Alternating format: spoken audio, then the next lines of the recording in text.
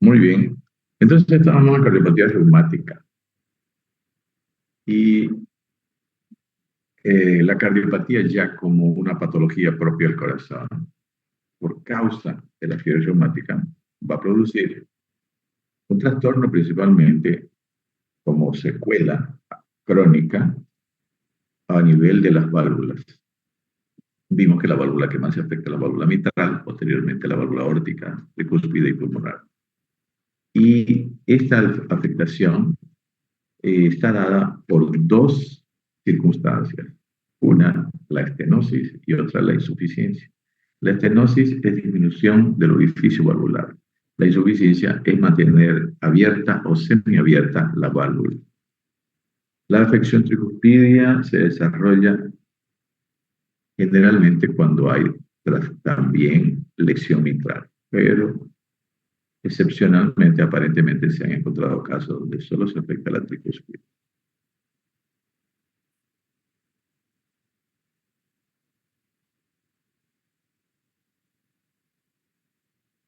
Vimos que los antecedentes de fiebre reumática, solo el 60% se puede detectar, pero ya claro, en la fase crónica, donde muchos datos se olvidan muchas veces, más aún si son trastornos solamente a nivel de articulaciones. Vimos que el primer indicio de la patología reumática era el soplo. Quiere decir que se diagnostica inicialmente, cuando no hay síntomas, por un signo intrínseco cardíaco. En el examen clínico es importante el diagnóstico de las lesiones valvulares. Clínicamente podemos detectar por los soplos y podemos confirmar por el ecocardiograma. La profilaxis de endocarditis, la podemos decir también que la fiebre reumática o la cardiopatía reumática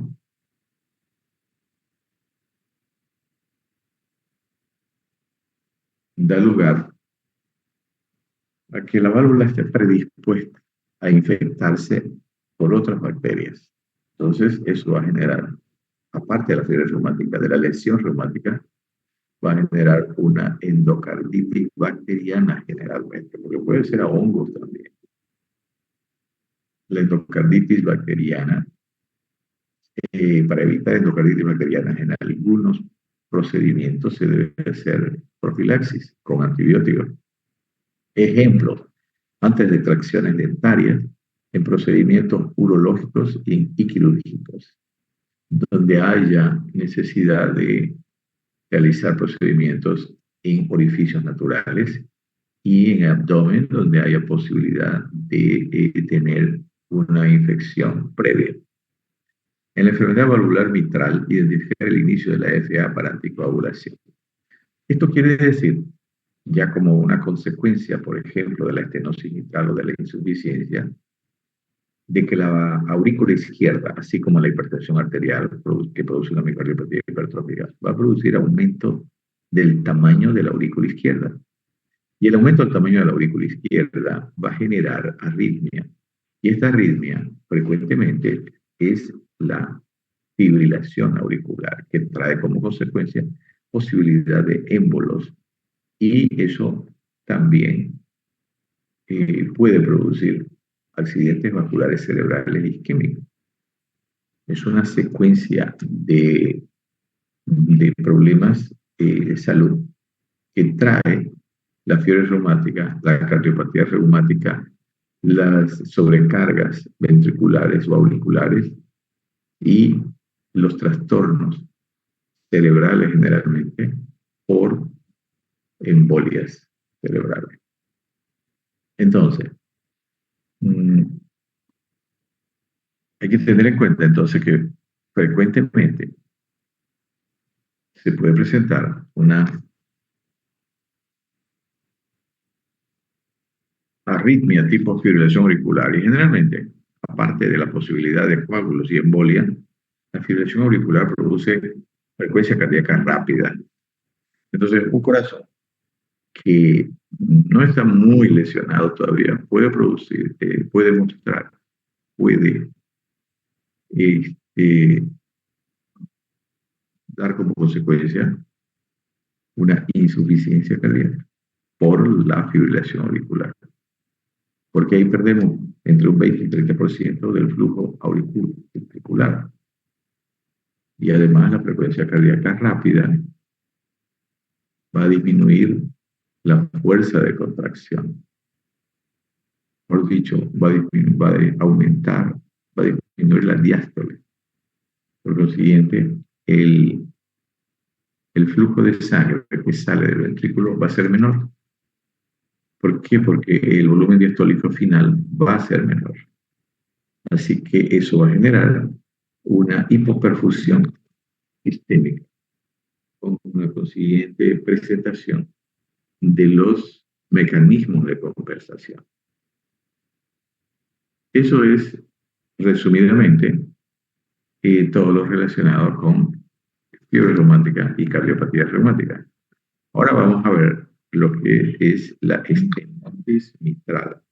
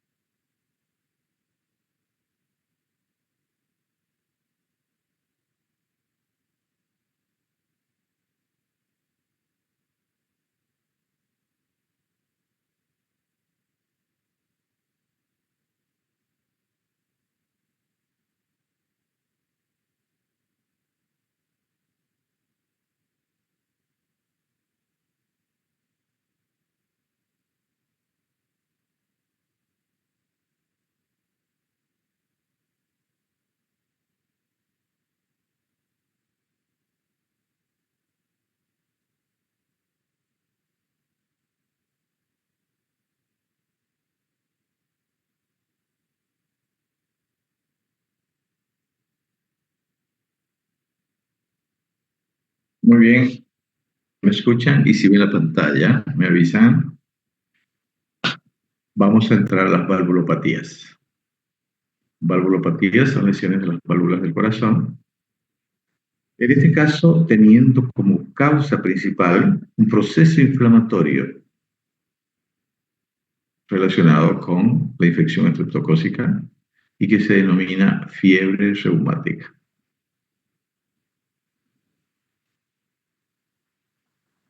Aquí tenemos algunas imágenes de, en este caso, la válvula aórtica con estenosis. Hay una fusión de estas comisuras, válvula mitral con lesiones inflamatorias y aquí también algo de pericarditis. Están viendo la pantalla, ¿no? Entonces,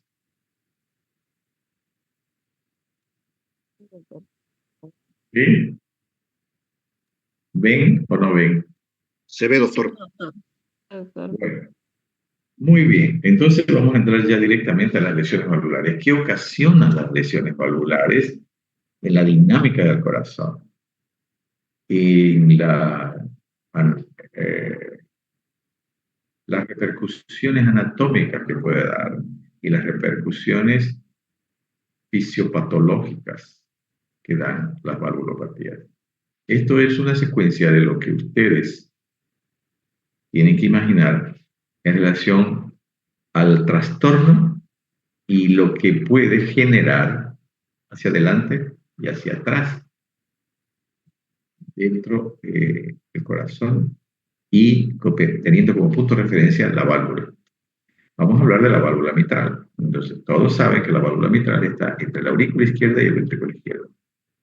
Este trastorno va a generar eh, modificaciones en la estructura del corazón, de forma anatómica y de manera funcional.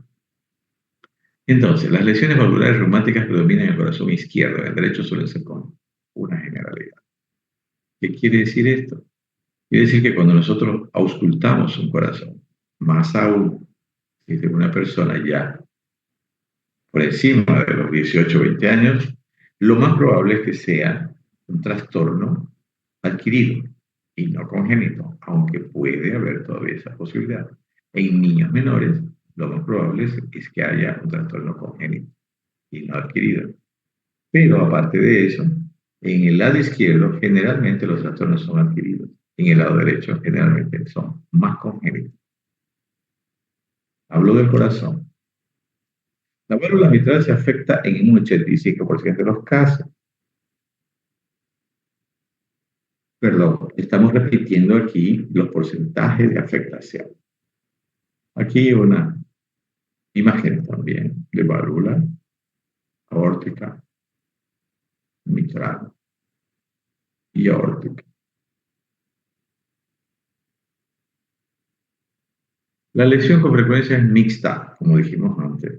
Cuando hay un proceso inflamatorio, hay reparación, hay cicatrización, hay retracción de los tejidos y cambio del tipo de tejido a un tejido más blanco, tejido conectivo o conjuntivo, que ya no tiene la misma función de una válvula, ya no se mueve igual. Entonces, en esos casos, va a producir las consecuencias que vamos a ir viendo. En general, entonces va a haber estenosis e insuficiencia al mismo tiempo, con predominio de alguna. También es importante señalar que no siempre la lesión solamente va a ser valvular mitral, sino puede ser mixta, mejor dicho, puede ser bivalvular, mitral y aórtica. El problema diagnóstico en las valvulopatías combinadas se debe a que unas enmascaran hemodinámicamente a las otras. Entonces, cuando hay una lesión de válvula mitral y de válvula aórtica al mismo tiempo, puede ocasionar que en la clínica tengamos alguna confusión. ¿Por qué? Porque, por ejemplo, una insuficiencia mitral y una estenosis aórtica van a tener una clínica parecida. El soplo, que es lo más llamativo, lo más característico, va a ser sistólico, eyectivo aórtico y regurgitativo mitral. Se va a producir en el mismo momento del ciclo cardíaco. Entonces, eso es lo que trata de decir esta parte de la diapositiva. El problema diagnóstico en valvulopatías combinadas es problema diagnóstico clínico. Se debe a que unas enmascaran hemodinámicamente a las otras. Quiere decir que los signos que uno escucha se producen al mismo tiempo y muchas veces es difícil definir si es una sola válvula o son dos válvulas. En parte, ¿por qué? Porque la válvula aórtica, los ruidos que produce, se escuchan en todo el precordio con bastante nitidez. Eso hace de que si se escuchan en foco aórtico, también se pueden escuchar en la punta del corazón. Por lo siguiente, va a ser que eso empeore la confusión que uno puede tener en relación al soplo. Etiología y tipos anatómicos. ¿Cuáles son las causas de la estenosis mitral? Estamos estudiando y ya hemos hablado sobre la fiebre reumática, primera causa inflamatoria, que ahora no es la más frecuente. Fue en su momento. En la estenosis mitral, el paso de la sangre durante la diástole de la aurícula al ventrículo resulta difícil, turbio. Hay otras causas que vamos a ver más adelante. Aquí ya nos está diciendo sí, algo de la hemodinámica. Inicialmente, fisiológicamente, ustedes saben de que en el ciclo cardíaco hay un llenado rápido y hay una contracción auricular para que pase la sangre de la aurícula izquierda al ventrículo izquierdo.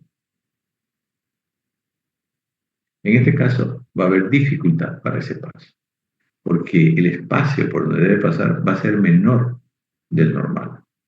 Esa dificultad va a ocasionar que la sangre tenga dificultad para pasar y por consiguiente no va a pasar toda en el tiempo que debería pasar. Va a pasar con dificultad, va a pasar con menor velocidad, en el sentido de la cantidad, aunque puede tener velocidad, pero solamente un pequeño chorro de sangre por la presión que va a hacer la aurícula en el momento de su contracción, en la telediástole. Difícil y turbulento entonces resulta el paso de la sangre, quiere decir que hay parte de la sangre que va y choca con parte de esa válvula que está semicerrada y vuelve, choca con otra sangre que viene y hace realmente una corriente donde hay flujos totalmente contrarios al paso normal. Eso va a ocasionar fluido.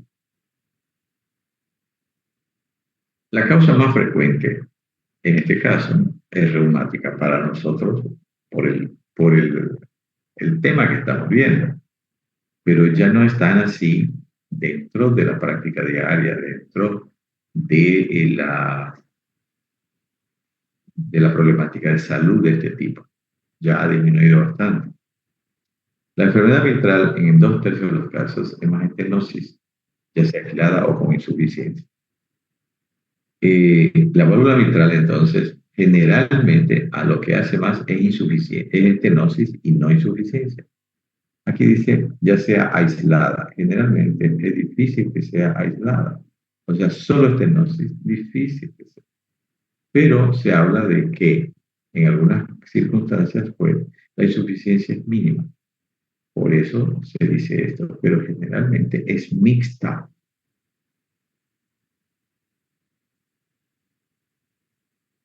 En 1/3 de casos predomina insuficiencia y casi siempre con algo de estenosis.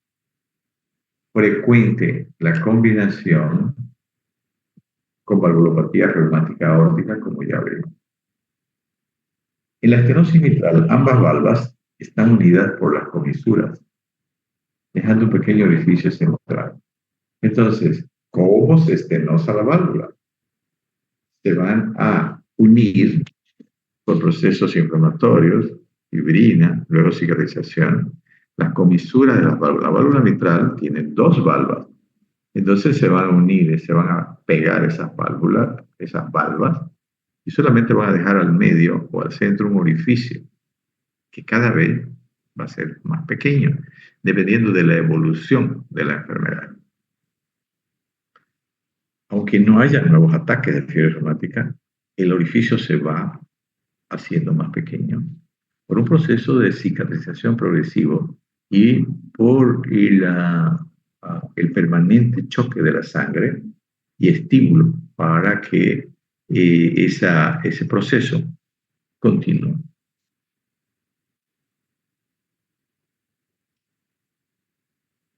Hay además un proceso de esclerosis contráctil. Eso es parte de la cicatrización, ya dijimos. Todo el aparato valvar o valvular va a estar inmerso en ese proceso primero de inflamación y después de cicatrización o fibrosis. Y eso va a hacer que se retraiga. Y a veces de calcificación de las válvulas y el anillo, que cierran aún más el orificio valvular. Entonces, el proceso de fibrosis, de cicatrización, a veces también va a generar en algunas personas un proceso de calcificación. y eso la vuelve mucho más dura, como, más o menos como un hueso. Y esto va a generar más retracción y mayor intensidad en el cierre del orificio. También se afectan las cuerdas tendinosas que adheridas entre sí con la válvula tienden a cortarse y dirigen hacia abajo el orificio valvular. Como dijimos entonces, todo el aparato valvular va a estar lesionado y las válvulas, las cuerdas tendinosas que tienen su inserción en los músculos papilares se van a retraer, se van a contraer y van a traccionar el orificio valvular hacia abajo. Mejor dicho, las valvas hacia abajo. Entonces, produciendo una alteración anatómica dentro del orificio valvular.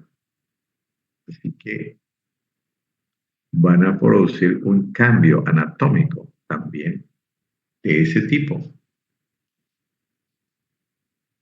Otras causas de estenosis mitral, mixoma auricular, que es el mixoma. El mixoma es un tumor benigno que generalmente aparece en la aurícula izquierda, que tiene pedículo, o sea, no se adhiere directamente a la pared, sino que tiene una zona más delgada y luego el tumor. Por consiguiente, es un tumor movible dentro de la aurícula con los cambios en el ciclo cardíaco de ingreso y egreso de sangre. Entonces, este mixoma, al crecer, en el momento de la diástole ventricular, va a ocasionar una obstrucción del orificio valvular mitral, sin haber nada en la válvula. Eso se soluciona, por supuesto, con la extirpación de ese tumor. A veces también se produce un trombo auricular gigante. Es una complicación, puede ser una complicación de la estenosis mitral reumática, que es una fibrilación auricular, por ejemplo. Estos son casos extremos, donde, por supuesto, al haber un trombo auricular gigante, este, va a ir aumentando hasta cerrar la válvula, pero no la cierra porque como hay un flujo. Pero sí se puede organizar, si no hay émbolos que salgan de allí, se puede organizar, quiere decir, se puede endurecer y, y, y producir esta estenosis mitral. Todo lo que sea congénito no voy a hablar porque primero que no hay tiempo para hablar de cardiopatías congénitas dentro del tiempo que tenemos para pasar las clases. Entonces, es algo que deberíamos ver, pero dentro de la programación adecuada al tiempo que tenemos, no podemos. Así que ustedes tienen que leer aparte cardiopatías congénitas, principalmente las que están debidas a orificios valvulares anormales, como la comunicación interauricular, la comunicación interventricular y eh, la persistencia del conducto arterioso. Esas tres patologías son las más frecuentes, aparte de la tetralogía de Fallot, por ejemplo, que también es importante conocer. Muy bien. La fisiopatología de la estenosis mitral. ¿Qué es lo que pasa en el corazón cuando hay una estenosis mitral? ¿Cuáles son los trastornos que se producen en, en la anatomía, en la fisiología, en la fisiopatología del corazón?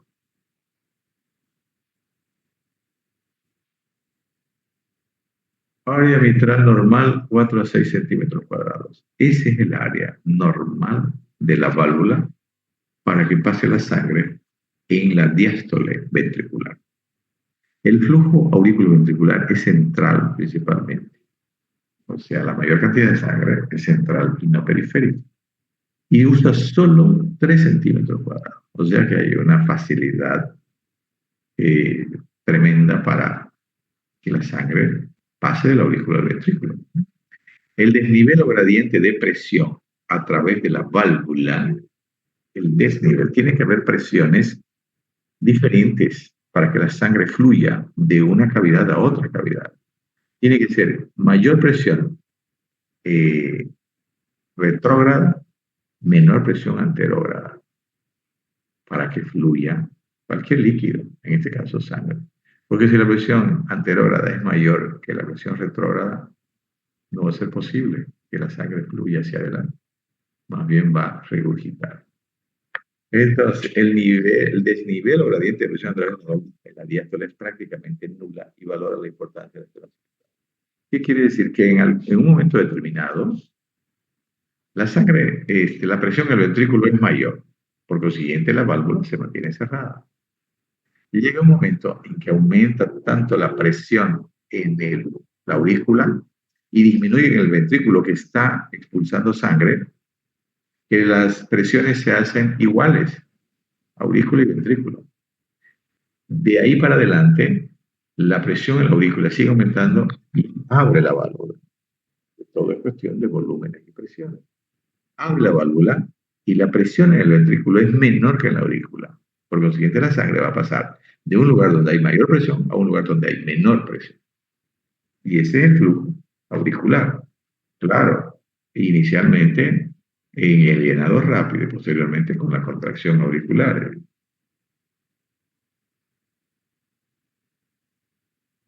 La estenosis mitral determina aumento de la presión en la aurícula izquierda. Esto ya es una patología donde hay una obstrucción al paso de la sangre en la válvula mitral. Aumenta la presión en la aurícula izquierda. Quiere decir que hay mayor presión de la que debería haber cuando el flujo es normal. Esto hace que la aurícula izquierda se dilate.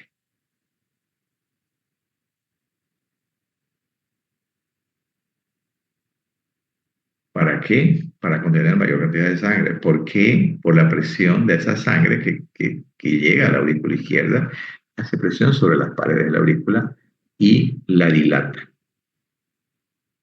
Esto, como ya dijimos antes, puede en algún momento producir arritmia, primero trasístoles supraventriculares y después fibrilación auricular. Esta dilatación no solamente es de la aurícula, sino de las venas y capilares pulmonares. ¿Por qué? Porque la sangre, al volver al lado izquierdo, pasa por el pulmón y por las venas pulmonares. Y como la presión es mayor en la aurícula, se manifiesta hacia atrás, produciendo también presión en las venas y después en los capilares pulmonares. Eso quiere decir que va a afectar el funcionamiento del lado derecho del corazón, que es el centro. Por consiguiente, cuando hay este trastorno, se produce una congestión venosa pulmonar visible a los rayos X y manifestación clínica de disnea. Esto es en forma crónica, ¿no? Porque la forma aguda es un edema agudo de pulmón. Pero la forma crónica se va afectando poco a poco por la congestión que produce la estenosis mitral a nivel de aurícula, a nivel de vena, a nivel de capilares pulmonares. Hay una congestión, hay aumento del volumen de sangre, especialmente primero de las venas, después de las arterias, capilares arteriales pulmonares. Eso va a generar a los rayos X una imagen como algodón, o sea, aumenta la densidad en los lugares donde debería haber solamente aire. Esto va a producir, esta congestión, va a producir ya síntomas, también es signo de disnea, cansancio. Hay aumento equivalente de la presión arterial pulmonar.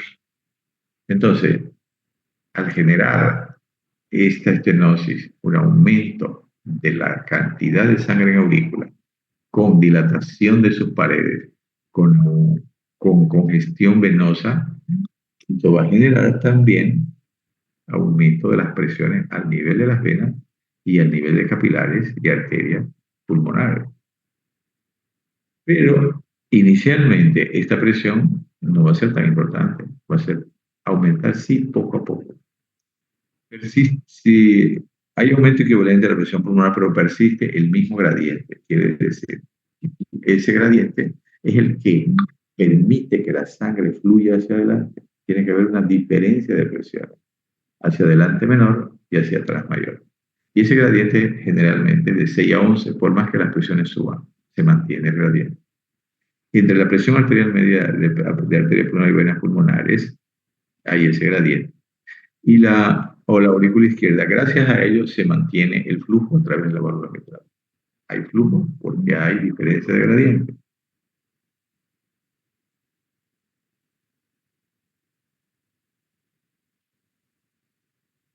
Seguimos con la fisiopatología, siendo en último término el ventrículo derecho con su presión sistólica igual a la de la arteria pulmonar, el que realiza el verdadero trabajo, tendencia a la hipertrofia ventricular derecha.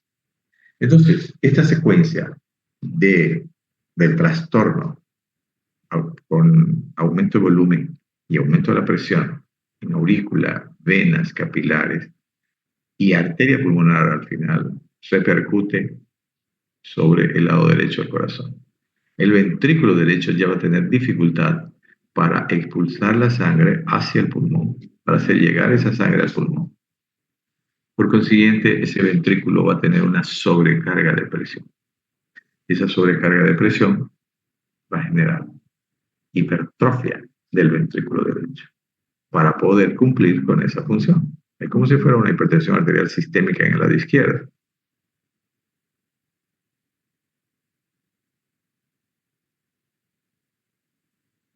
En general, la estenosis mitral se agrava con los años y las presiones. O sea, es como esto es crónico, poco a poco va empeorando toda esa situación. Por lo que las manifestaciones clínicas se van modificando de modo progresivo, va empeorando clínicamente, estructuralmente, anatómicamente y fisiopatológicamente. Entonces, lo que se va a ver es una persona que va a tener cansancio principalmente mayor cada vez.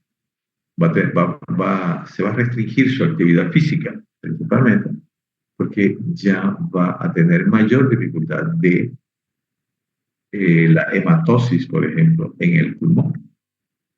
El siguiente va a tener falta de aire y que inicialmente se da progresivamente. O sea, frecuentemente el cansancio es progresivo. Primero, cansancio a grandes esfuerzos, después a medianos esfuerzos, posteriormente a pequeños esfuerzos y luego el reposo y luego la disnea paroxística nocturna. No siempre se da eso, sí secuencialmente. Pueden que los plazos se acorten y pasar de un cansancio a mediano esfuerzo a una disnea paroxística nocturna por alguna otra situación que se puede presentar que agrava el problema, por ejemplo, una neumonía o un problema pulmonar agudo.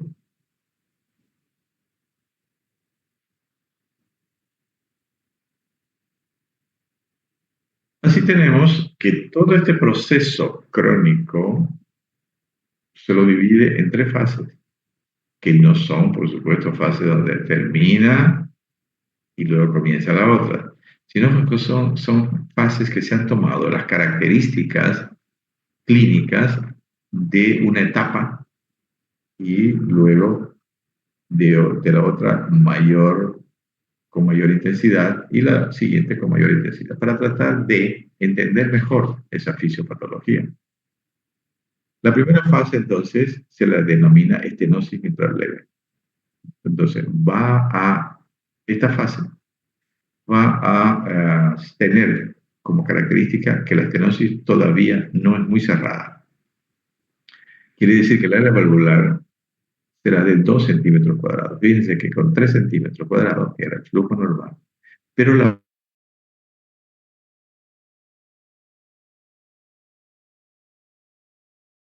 primera fase entonces de la estenosis mitral leve, área valvular de 2 centímetros cuadrados. Su principal característica para decir que es leve. Las presiones auricular y venosa pulmonar, aurícula izquierda, más venas pulmonares, se mantienen normales en la primera fase. O no superan los 12 milímetros de mercurio. En reposo, siendo los signos clínicos solo auscultatorios. Es aquí en esta fase donde es el médico el que en cualquier consulta de rutina detecta un soplo y piensa en la posibilidad de que puede ser una, una cardiopatía reumática.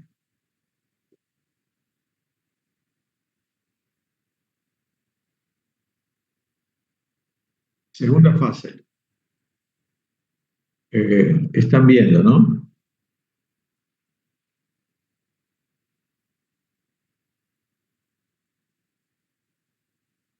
¿Sí están viendo o Sí, no? doctor. ¿Cómo? ¿Sí o no? Sí, Muy bien, Angélica. Segunda fase. Estenosis moderada. Área valvular de 1.5, disminuyó 0.5 el área. Las presiones auricular y venosa pulmonar en reposo suelen estar ligeramente aumentadas en reposo, más o menos 15 milímetros de mercurio. Pero se exageran con el ejercicio físico. El ejercicio físico en la estenosis mitral, especialmente moderada, es un gran problema. Aquí tenemos algunas imágenes que muestran algo relacionado con la congestión venosa pulmonar, que después se hace arterial. En esta imagen, que es de Netter, vemos los pulmones totalmente congestionados de sangre. Vemos una aurícula izquierda agrandada. Incluso los bronquios primarios están horizontalizados. En esta otra imagen vemos el esófago cómo es empujado hacia atrás por la aurícula izquierda agrandada.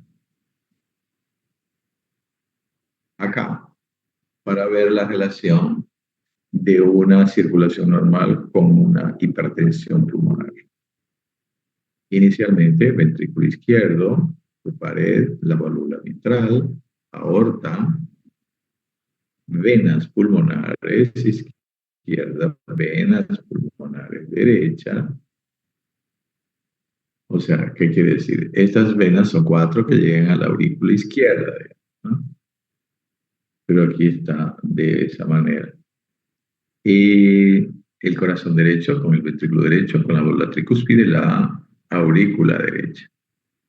Esta de aquí es arteria pulmonar. Estas son venas pulmonares que son 4, 1, 2, 3 y 4.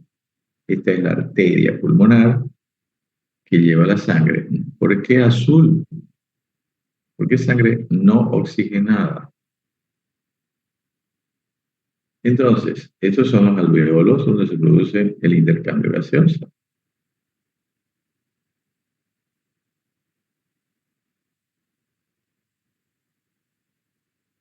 Cuando hay hipertensión pulmonar, cuando hay una congestión de ese tipo, se va a producir aumento del tamaño de la aurícula.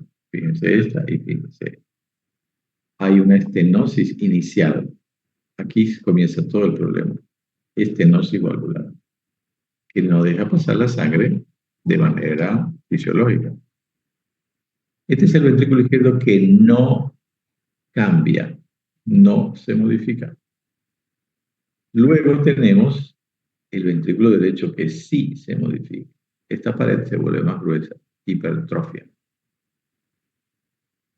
Inicialmente todavía no se dilata la aurícula derecha, pero sí ya hay trastornos a nivel de la arteria pulmonar, dilatada y con lesiones de la pared, fibrosas o necróticas, por esa hipertensión pulmonar.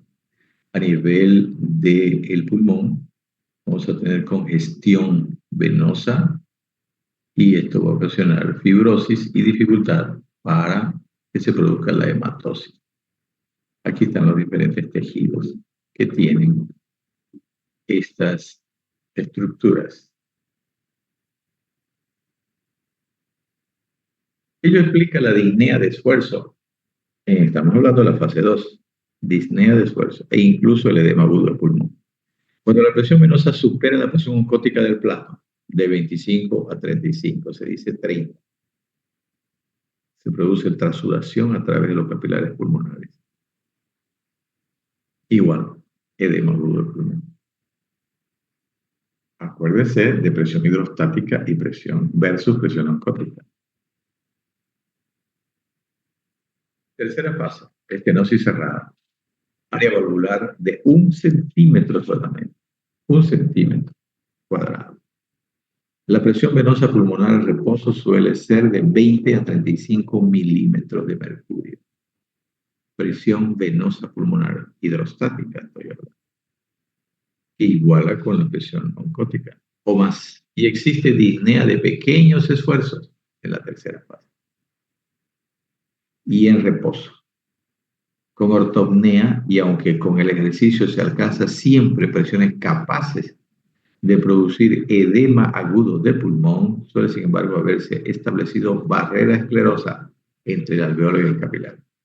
Entonces, en el momento en que hay mayor posibilidad de que se produzca una complicación tipo edema agudo de pulmón, es en la segunda fase. En la tercera fase, con la presión aumentada, debería también haber mayor posibilidad. Sin embargo, ya los tejidos, los endotelios de los vasos están engrosados. ¿Por qué? Porque por esa presión han reaccionado y se han vuelto más duros. Y eso hace incluso que disminuya el paso del oxígeno y del dióxido de carbono en el intercambio gaseoso. Pero ese endurecimiento lo protege hasta cierto punto de un edema agudo de pulmón. Los casos moderados o cerrados de estenosis mitral pueden seguir dos cursos anatomoclínicos diferentes. Esto, como consecuencia, vamos a tener, uno, que se forma barrera esclerosa entre capilares y alveolos. Por eso el edema agudo de pulmón en la estenosis mitral es bien más precoz que tardía. La explicación que daba antes, entre los casos moderados o cerrados. Esa es la consecuencia. Y dos, el 25% del caso se observa gran aumento de la presión arterial pulmonar, de modo desproporcionada a la presión de venas pulmonares, aurícula izquierda, y se debe a vasoconstricción arteriolar pulmonar, aumento de la resistencia vascular pulmonar. Entonces, tenemos una evolución donde es una evolución, digamos, coherente en el sentido de aumento progresivo de la presión y de los trastornos vasculares que se van a presentar. En cambio, 75% de los casos más o menos tiene esa evolución. 25% de los casos va a reaccionar exageradamente, así como la presión sistémica tiene la posibilidad de manifestarse como hipertensión maligna. Aquí en este caso también el 25% va a producir presiones exageradamente altas, como una reacción exagerada, como una alergia, entre comillas, ¿no? Exagerada ante este trastorno. La presión aumenta muy rápidamente. ¿Y eso qué quiere decir? Deterioro más rápido de los vasos y deterioro más rápido del lado derecho y la participación más directa del ventrículo derecho. Por consiguiente, colapso más rápido del ventrículo derecho. Esta resistencia vascular puede ser reversible o irreversible, más en adultos jóvenes con estenosis mitral moderada o cerrada. Hay aumento importante de la presión arterial pulmonar con sobrecarga del ventrículo derecho e hipertrofia. La que sea reversible o irreversible depende del momento, del tiempo en que haya transcurrido y del tratamiento que se le dé. Porque la hipertensión pulmonar no tiene un tratamiento que permita bajar las presiones como baja la presión arterial sistémica. No hay medicamentos así efectivos. Hay un medicamento que está en experimentación, pero claro, más para la hipertensión pulmonar primaria, que realmente es un trastorno muy difícil de controlar y las personas no tienen opción. Se presenta más en personas de 20 a 30 años, en mujeres principalmente, y hacen que el corazón derecho realmente llegue a una etapa muy problemática, y por lo siguiente el izquierdo, que aunque no se afecta tanto, pero tiene hipoflux. Así que ahora lo que se usa es tadalafilo, que es un pariente del sildenafilo, Viagra que le llaman comúnmente, que disminuye la presión pulmonar. Pero cuando ya la presión pulmonar es alta, está instalada, ya ha ocasionado los trastornos a nivel de las otras estructuras del corazón.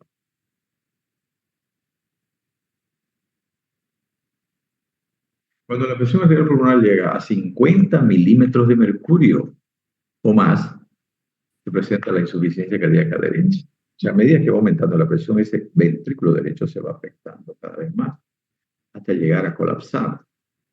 El colapso es cuando entra en insuficiencia cardíaca. Con disminución del gasto cardíaco, o sea, del flujo que hace que llegue esta sangre al pulmón. El aumento de la resistencia vascular previene que las presiones capilares se eleven demasiado. El aumento de la resistencia vascular previene que las presiones capilares se eleven demasiado y por tanto evitan el edema agudo del pulmón por esa insuficiencia cardíaca derecha. Entonces, cuando colapsa el ventrículo derecho, hay menor posibilidad de edema agudo del pulmón. ¿Por qué? Porque la sangre ya no tiene igual presión, el flujo ha disminuido ya, el gasto cardíaco del ventrículo derecho ha disminuido, por consiguiente la presión de las capilares pulmonares va a disminuir, pero es por disminución del flujo, no porque las paredes hayan mejorado. Las paredes continúan igual, fibrosadas hasta cierto punto, endurecidas, pero el flujo disminuyó. Como sabemos, cuando se trata del sistema cardiovascular, siempre hay que tener presente dentro del esquema que uno se hace para explicarse los diferentes trastornos, la bomba, los vasos y el volumen. En este caso, el volumen disminuye, por consiguiente, hay menor presión pulmonar y hay menor posibilidad de edema agudo de pulmón. Pero ¿qué sucede? El ventrículo derecho empieza a dilatarse. Cuando se dilata el ventrículo derecho, ¿qué sucede? Disminuye, aumenta el anillo tricuspideo. Al aumentar el anillo tricuspideo, disminuye la coaptación de las valvas tricuspídeas. Se abren. Y eso que ocasiona regurgitación de sangre del ventrículo derecho a la aurícula derecha. Y en ese momento entra o llega a observarse los trastornos a nivel del sistema venoso periférico. Ingurgitación yugular, hepatomegalia, ascitis, edema de miembros inferiores y anasarca en algún momento a medida que progresa la enfermedad. Cuadro clínico. En la estenosis mitral leve no hay síntomas clínicos. ¿Qué quiere decir? Como dijimos antes, es el médico el que va a detectar los signos intrínsecos en el corazón de la estenosis mitral. Y vamos a ver cómo. En la estenosis mitral moderada, generalmente 10 a 20 años de brote inicial. Esa es la evolución más frecuente que tiene la estenosis mitral hasta llegar a esa etapa final donde el corazón realmente está muy, muy deteriorado. 20 años de brote inicial de fiebre reumática puede presentarse disnea de esfuerzo. A veces se inicia con edema agudo de pulmón por esfuerzo físico o fibrilación auricular con respuesta alta, ventricular alta. Entonces, en la estenosis mitral moderada, ya hay síntomas, 10 a 20 años después del brote inicial, se presenta como disnea, como primer síntoma, la disnea. Y puede que ya la primera manifestación, que es gravísima, sea el edema agudo de pulmón. Y generalmente esto se va a presentar porque la persona no siente casi nada, son jóvenes, va a hacer un esfuerzo. Al hacer esfuerzo, ahí sí, la presión pulmonar va a aumentar muchísimo y se puede producir el edema agudo del pulmón. Gravísimo, con letalidad muy importante. O en la fibrilación auricular también, donde va a disminuir el tiempo de diástole y va a aumentar la presión arterial pulmonar. En estenosis mitral importante o cerrada, después de más de 10 años del comienzo de los síntomas, hay disnea a esfuerzos mínimos y hasta en reposo. Frecuente ortopnea nocturna y disnea paroxística nocturna. aparece edema de miembros inferiores. O sea, aumentan los síntomas y los signos de insuficiencia cardíaca provocada por la estenosis mitral dentro de esa secuencia progresiva de deterioro de la función cardíaca y de la anatomía cardíaca, con un gran trastorno de la hemodinámica, vamos a tener al final esta sintomatología. Exploración física. A la inspección, solo en la estenosis mitral grave, en la insuficiencia cardíaca derecha, con disminución del gasto cardíaco, vamos a observar síntomas, mejor dicho, signos. Frialdad cutánea y cianosis periférica. Signos graves, por supuesto, ¿no? Porque disnea vamos a observar desde la segunda fase a la inspección.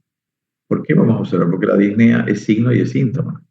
Entonces la persona puede tener, se puede observar la disnea. Frialdad cutánea y cianosis periférica vamos a tener en la estenosis mitral grave. En la cara puede haber una coloración rojo-azulada. Trastornos ya y nos hacen ver de que hay mayor cantidad,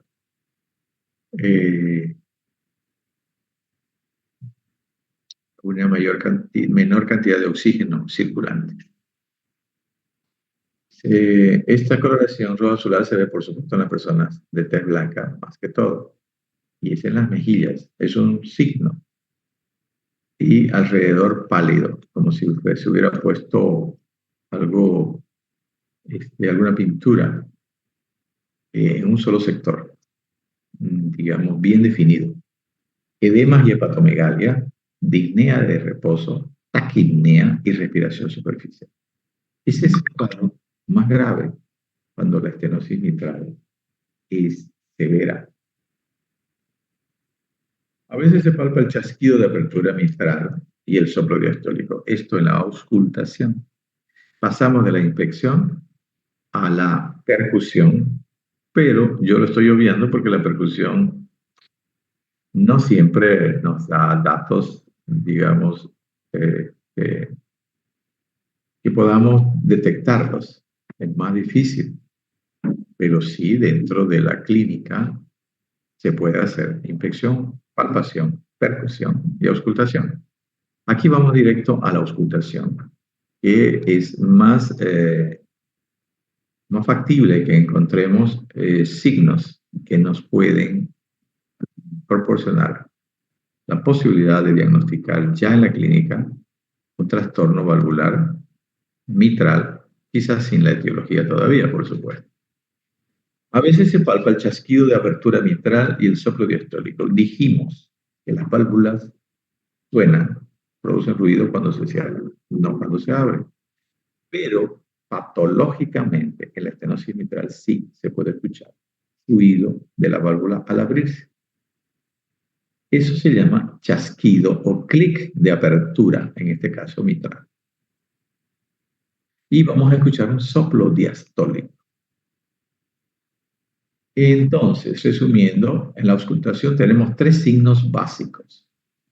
Primer, ruido intenso y seco, por un cierre bastante brusco de la válvula mitral. Dos, chasquido de apertura mitral. A la apertura, la válvula estenosada suena, vibra y por eso se produce lo que se llama chasquido. Y tres, soplo mesodiastólico y presistólico.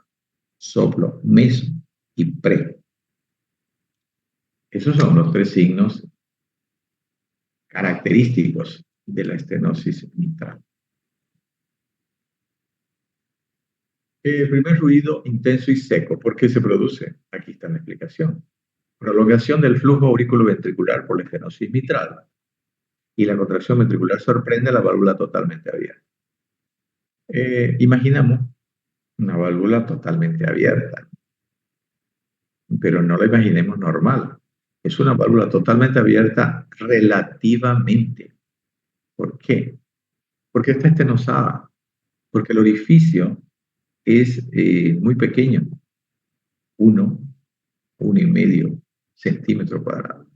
Entonces, ese orificio va a permitir el flujo de la aurícula al ventrículo muy disminuido, pero con una presión importante en la aurícula para hacer pasar sangre desde la aurícula al ventrículo. Entonces, pasa solamente un chorrito aurículo-ventricular. ¿Y cuándo se va a cerrar la válvula? Va a demorar más la diástole. ¿Y cuándo se cierra la válvula? Cuando la presión en el ventrículo sea mayor que en la aurícula. Entonces tiene que esperarse de que se llene suficientemente el ventrículo izquierdo para que la válvula se cierre.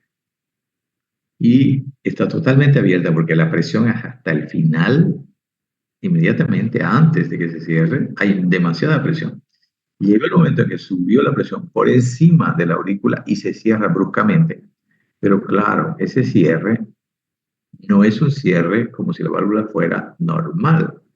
La válvula está así y se abre así porque baja. Cuando se abre, baja. Y cuando se cierra, sube. Entonces, este movimiento, que es pequeño, pero produce ruido, va, las dos al mismo tiempo, va a producir vibración de la válvula y esos son los ruidos que se producen al abrirse chasquido y al cerrarse un ruido intenso y seco. Si la válvula es muy rígida y calcificada, el ruido está apagado o si hubiera insuficiencia mitral asociada. En estos casos, cuando la válvula está muy endurecida, pues ya no hay casi movimiento. Por consiguiente, los ruidos van a disminuir o no se los va a escuchar. También si hubiera insuficiencia mitral importante, si hubiera al contraerse el ventrículo para cerrar la válvula, escapa una parte de esa presión hacia la aurícula por el orificio que deja la insuficiencia mitral, porque es mixta en este caso con una insuficiencia importante. Escapa presión hacia la aurícula. 2. ¿Por qué es un chasquido o clic de apertura mitral? Primero, que tiene características de que es breve y seco y de alta vibración. Se oye después del segundo ruido o se escucha después del segundo ruido. Entonces, aquí tienen que imaginarse y tienen que tener el ciclo cardíaco como un mapa conceptual en la cabeza para poder orientarse en tiempo y en espacio. Ciclo cardíaco en tiempo y el espacio el momento en que se produce. Entonces, en la mayoría, las estenosis más o menos puras, la mayoría de las estenosis más puras y no calcificadas, se debe a vibración de la válvula en su detención brusca y repentina de la válvula mitral esclerosada. Eso quiere decir que la válvula al abrirse bruscamente vibra. Esa vibración produce ruido y ese ruido, chasquido de apertura. Y este chasquido se escucha en todo el precordio, más con la membrana en borde esternal izquierdo bajo. Como es un ruido de alta frecuencia, se escucha más con el estetoscopio en la membrana. Vamos a escuchar ladridos de perros. Ya. Se escucha en todo el precordio, más con la membrana del estetoscopio en borde esternal izquierdo bajo. Ahí está generalmente la válvula mitral, en el ápex. O entre el ápex y el borde esternal. Se confunde con desdoblamiento amplio del segundo ruido. Ejemplo, en los bloqueos de RAM. O con tercer ruido se puede confundir. Y se produce 0.03 a 0.10 segundos del cierre aórtico y es más temprano mientras más cerrada la estenosis. ¿Qué es el cierre aórtico? El segundo ruido, para no complicarse. Y es más temprano, quiere decir más cerca del segundo ruido, mientras más cerrada es la estenosis, más presión en el ventrículo para cerrar, más rápido. por la presión auricular elevada que abre la válvula de forma precoz. En este caso es el chasquido, yo estaba hablando del cierre. El chasquido, entonces, mientras más presión en aurícula, mayor vibración. Mientras más cerrada, mayor vibración hacia abajo. Cuando tiene capacidad todavía de moverse, porque si está fibrosada o calcificada, no va a haber chasquido de apertura porque no va a haber movimiento. El ruido se produce por el movimiento y la vibración del tejido. Cuando no hay chasquido de apertura, en la estenosis mitral clasificada, como ya dijimos, en la estenosis mitral muy leve, en la primera fase no hay chasquido. Y si coexiste insuficiencia aórtica importante, ahí ya hay una patología extra en otra válvula. Insuficiencia aórtica importante. ¿Por qué? Ahí hay que recordar los volúmenes. Si hay insuficiencia aórtica, en el momento que está pasando sangre de la aurícula al ventrículo, en la diástole, va a regurgitar sangre de la aorta al ventrículo. Por consiguiente, la presión en el ventrículo va a aumentar más rápidamente que si no hubiera la insuficiencia aórtica. Por consiguiente, la sangre que entre de la aurícula al ventrículo va a ser menor cantidad, porque va a encontrar mucha presión en el ventrículo y la válvula se va a cerrar más rápido. En este caso, va a amortiguar, va a disminuir la posibilidad de que se abra rápidamente la aurícula, la válvula mitral, porque el aorta está con insuficiencia y al regurgitar sangre al ventrículo y aumentar esa presión en el ventrículo le quita el espacio para abrirse. El espacio es una forma de decir, pero es la presión en el ventrículo que aumenta rápidamente y le disminuye ese movimiento que va a vibrar. O sea, se va a abrir con menor velocidad, por consiguiente no va a haber chasquidos. El soplo mesodiastólico, tercer elemento característico de la estenosis mitral. Cuando termine el tiempo del Zoom, se acaba la clase. Después, en la próxima clase, vamos a ver si hay preguntas. Soplo mesodiastólico comienza justo después del chasquido de apertura. Otra vez tiene que empezar a orientarse en el ciclo cardíaco. Es áspero y de muy baja frecuencia el soplo. ¿Con qué parte del estetoscopio se escucha? Ya ustedes saben. Recuerda el redoble de tambor y se oye en la punta y mejor en posición de pachón o después de ejercicio físico. Estas son las características del